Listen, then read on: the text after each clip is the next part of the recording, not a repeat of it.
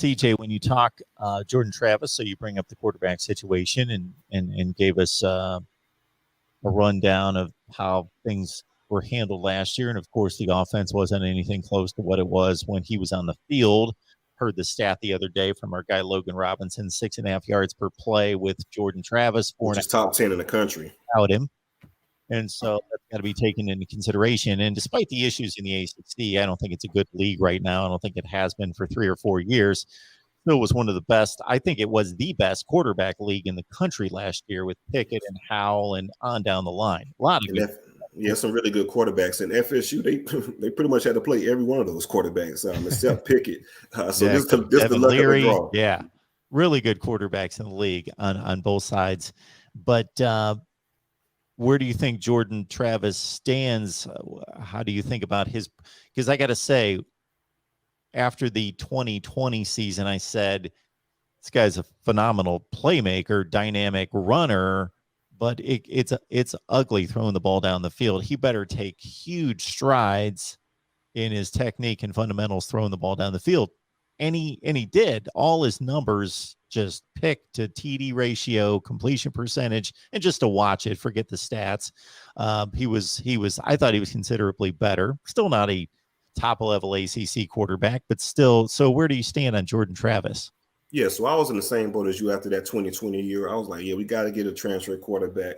I don't think he could play at this level as far as being the guy.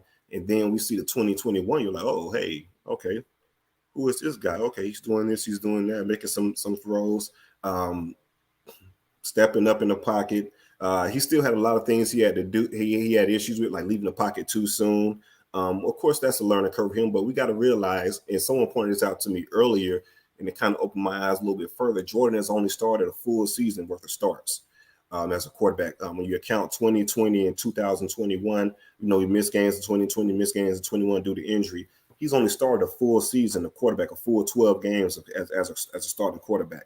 So when you account all of that, he has a lot of learning to do. And you account the 12 games that he did start and see the 2020 product and the 2021 product, it's night and day. So I'm really excited with the Jordan Travis prospects. And let's be honest, the receiver corps that FSU carried was the worst in the ACC by far.